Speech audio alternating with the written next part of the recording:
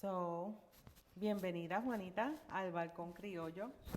¿Nos puedes decir, welcome to Balcón Criollo. Thank you for having me. Thank you for having me. Can you tell us a little bit about yourself? Okay, alrighty. My name is Juanita Perez Williams. I'm from San Diego, California. I was someone who grew up in a Mexican American family where it was a very proud thing to serve your country.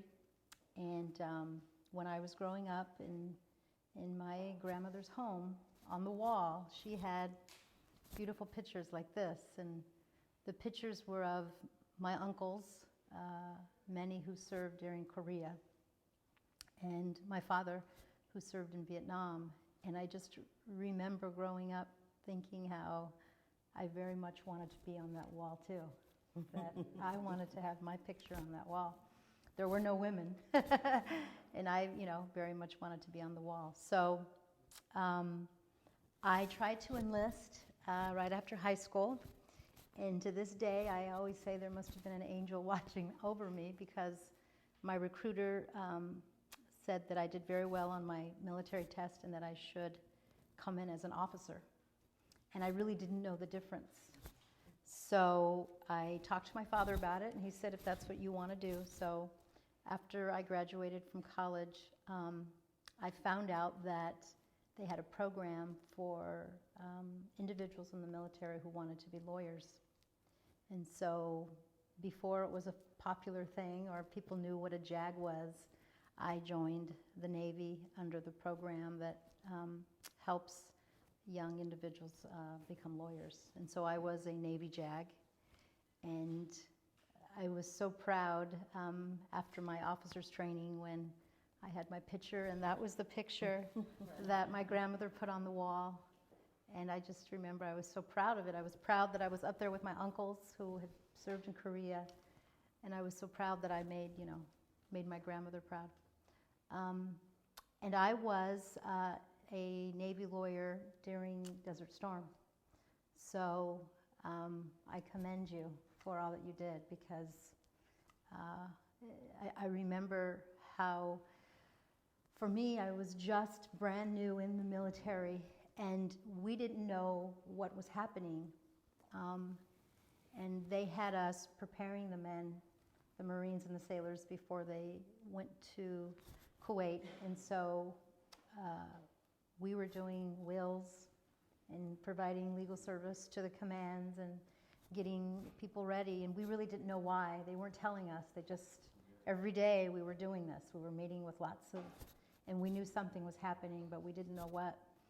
And I remember feeling very proud that I was a part of that whatever was happening, that I was helping men and women get ready for that adventure. And the thing that scared me the most, and we were so lucky because we didn't have a lot of casualties from Desert Storm, but they prepared us for that and what we would be doing if there in fact were many casualties.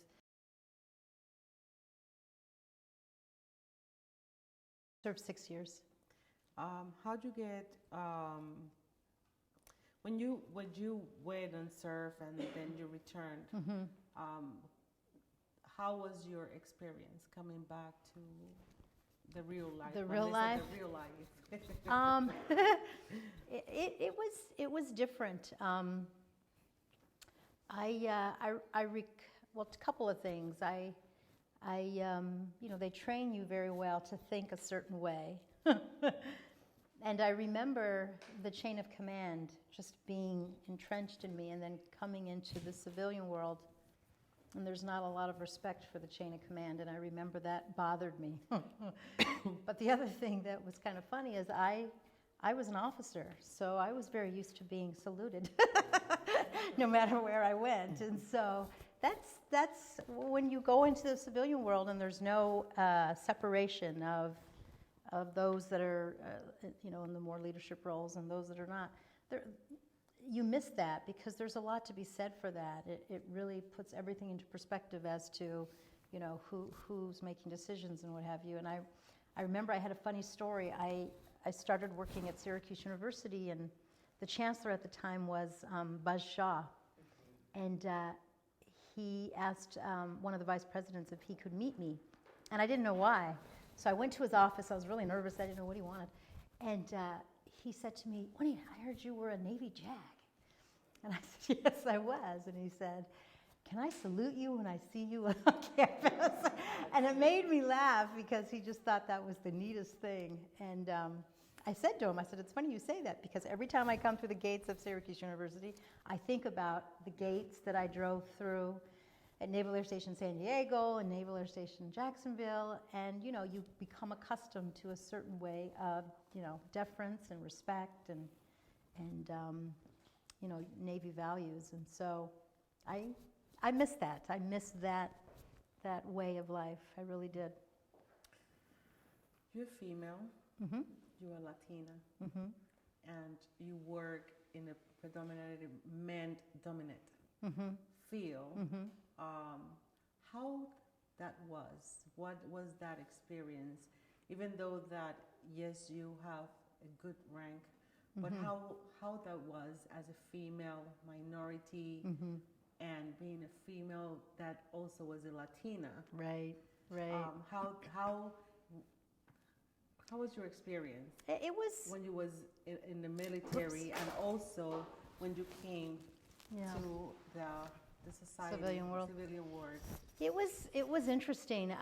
When I was in the military, there were not that many female lawyers at the time, and there certainly were not women Hispanics or African Americans. And I do remember being in a very white men's culture, and having to kind of acclimate to that. But you're very right. They don't see color. They don't see you are, all the same, and they treat you all terrible. But what I do remember, and it was something that struck me one day, was that I was a Navy prosecutor, and unfortunately, I was the one that, when the sailors and Marines got into trouble, I was the one that had to determine whether or not we were going to discharge them or keep them or whatever.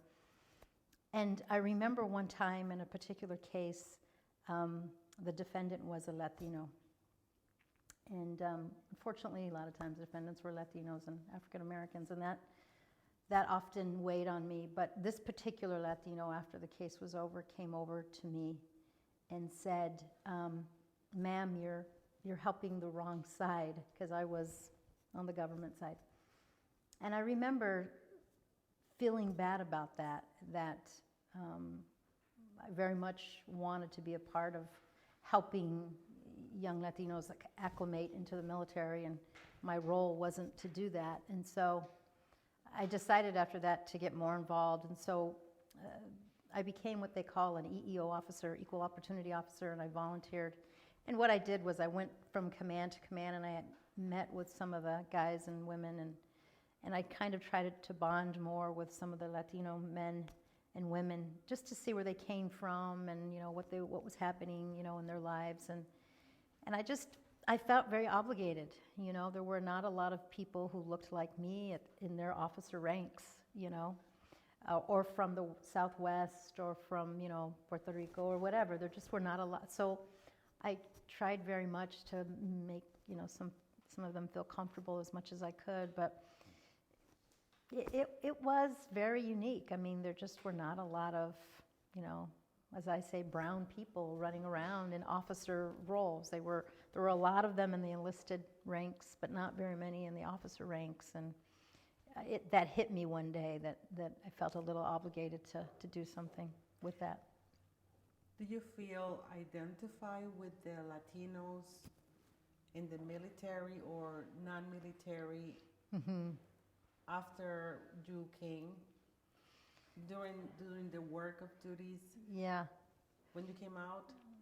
Sometimes. I mean, it's difficult in being an attorney, especially in Syracuse. There's not a lot of Latino lawyers. Where I come from in San Diego, it's, everybody looks like me.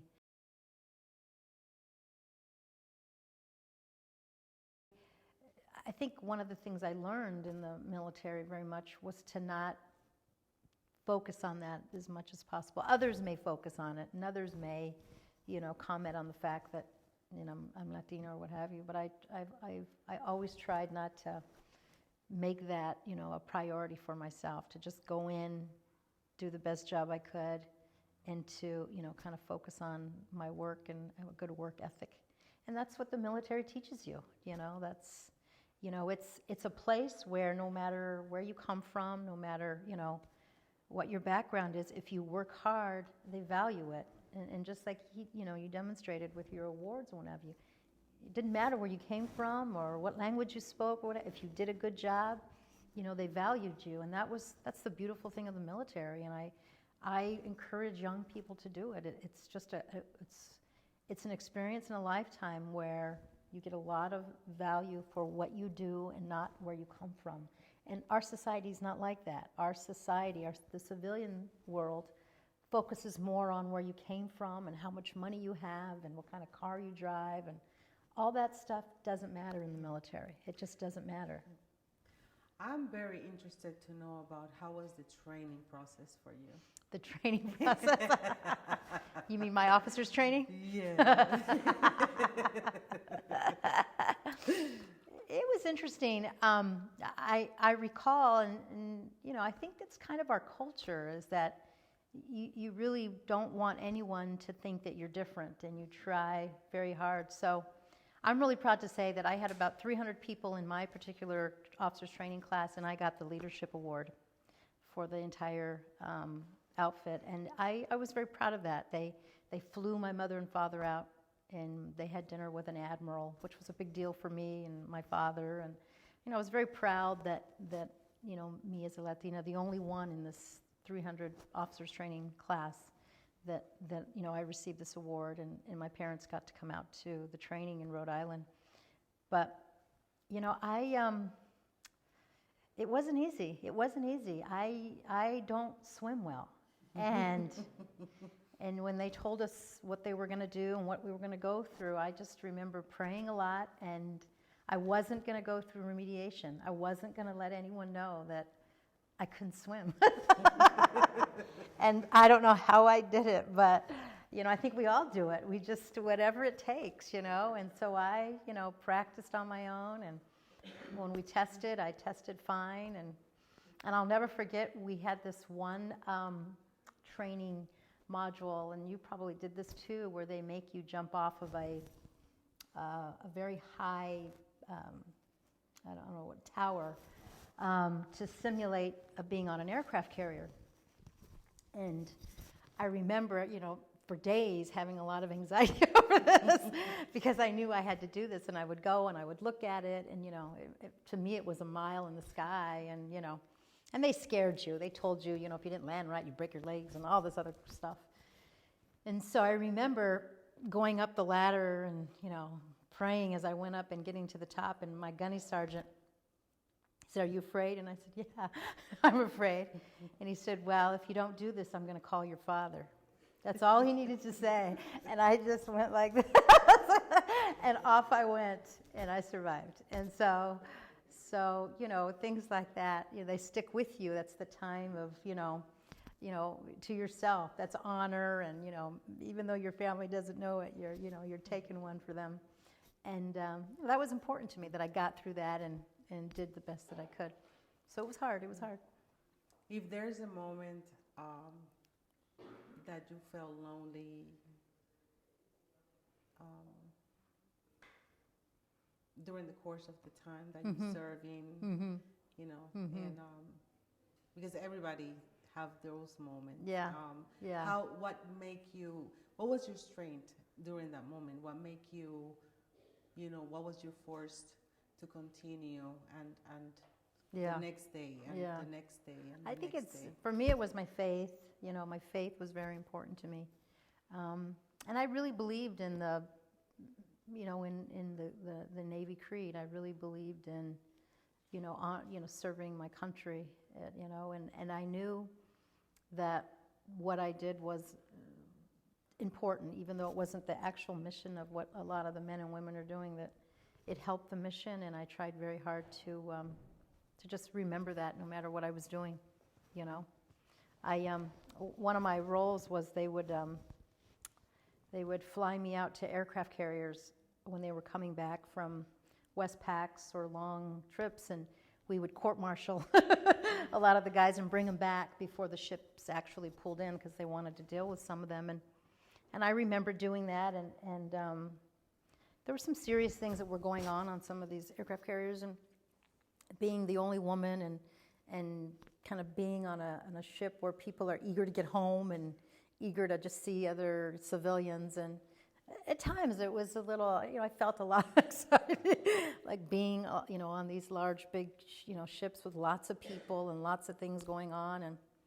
And no one knows that you're a lawyer unless they're really attuned to the different, things that you wear. But to the men and women on the ship, I was someone who knew what I was doing, that I knew what to do when things went wrong. And so I had a lot of anxiety when I would go out on the ships because that wasn't part of my mission to know how to run a ship.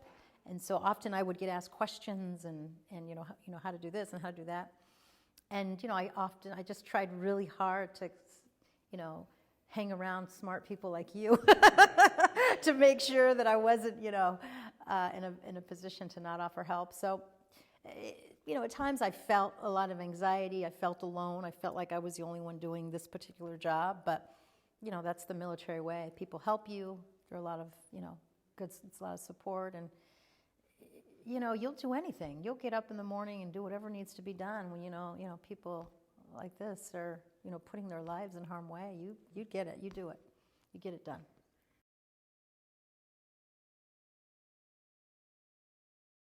From all your experience, what was the best experience that you have, that you always remember? The best experience. Best experience in the military that you have. I had, like you said, many. I had so many good experiences, and I met so many good people. But I got to meet a lot of really nice men and women who were their legal representatives for their command. So every command had their own legal person to help with issues in the command or what have you. And I always say this for his memory, but I met a young man who was just starting life. He was a pilot, and he was the legal officer, and we were in the middle of a trial, and he was helping me with this particular case. And I received a call one day that in one of his practice operations aboard the USS Saratoga, he had his aircraft didn't land correctly on the ship, and he ended up trying to get out of his jet, and he ended up not surviving. And I remember that it just hit me that,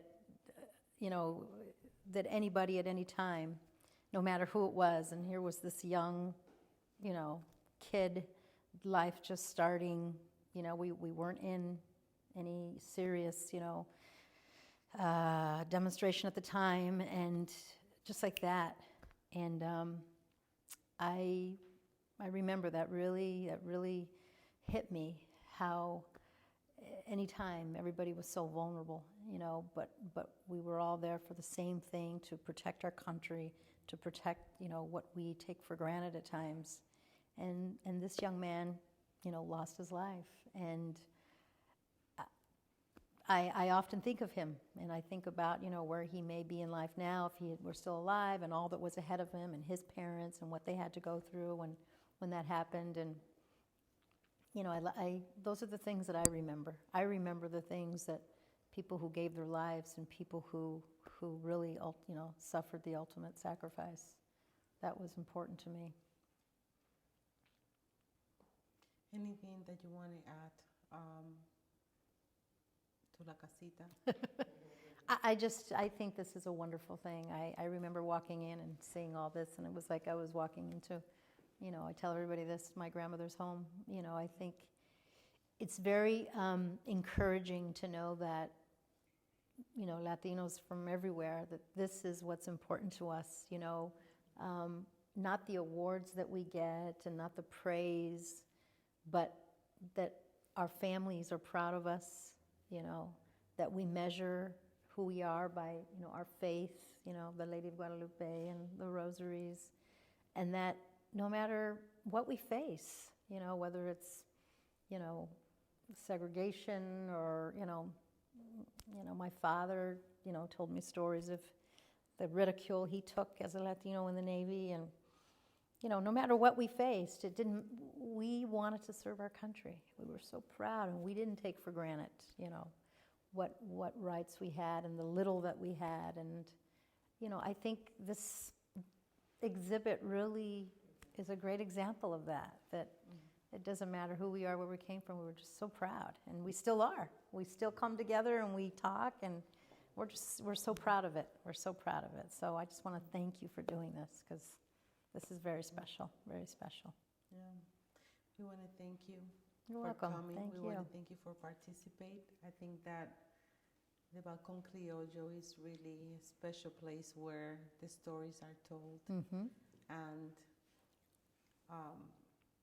I think it's a very way of educating Oh, yes. our kids and our community, and Mm-hmm. and continue taking the tradition, Right, you right. know, for generations and Mhm. for many years, Mhm. and you're part of that, and we thank you Thank you. for sharing that story Thank you. with us en la casita, su casita, nuestra casita, There you go. nuestro barco.